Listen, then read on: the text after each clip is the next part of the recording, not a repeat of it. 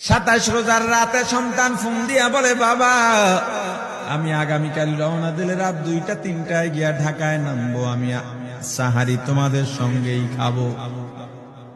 মা বসে আছে, মায়ের সন্তানের বাবাও বসে আছে, সন্তান আসবে।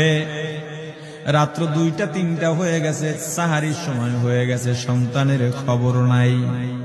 শেষ টাইমে মা বাবা সাহারি খেয়ে ফজরের নামাজ পড়ে দরজার মধ্যে অপেক্ষা করতেছে, সন্তানের খবর নাই। 8টা, 9টা, 10টা বেজে গেছে, মায়ের মনটার ভালো লাগে না।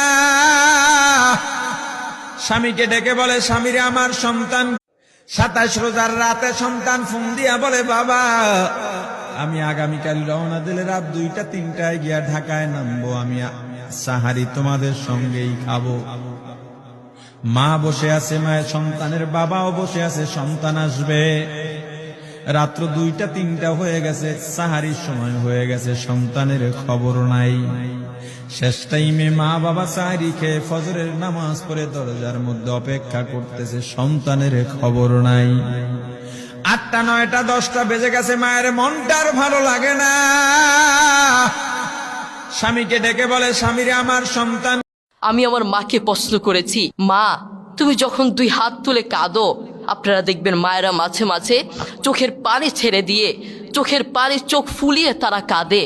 আমি আমার মাকে প্রশ্ন করেছি, মা তুমি যখন দোয়া করো তখন তুমি বলো তুমি সবার আগে কার জন্য দোয়া করো? সেই মা কি বললেন জানেন? সেই মা কি উত্তর দিলেন জানেন?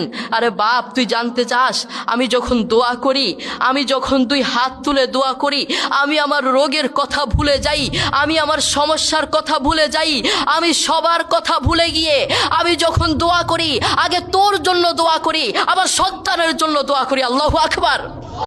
এই হায়াতের এক একটা সেকেন্ডকে কাজে লাগাও আখেরাত বানাবার জন্যে।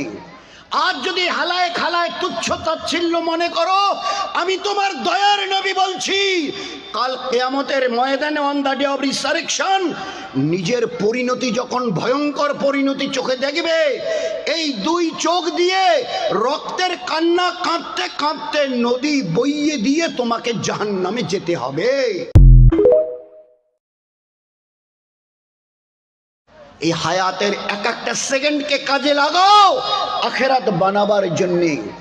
আজ যদি হালায় খালায় তুচ্ছ তাচ্ছিল্য মনে করো, আমি তোমার দয়ার নবী বলছি, কাল কিয়ামতের ময়দানে on the day of resurrection নিজের পরিণতি যখন ভয়ঙ্কর পরিণতি চোখে দেখবে, এই 2 চোখ দিয়ে রক্তের কান্না কাঁদতে কাঁদতে নদী বইয়ে দিয়ে তোমাকে জাহান্নামে যেতে হবে।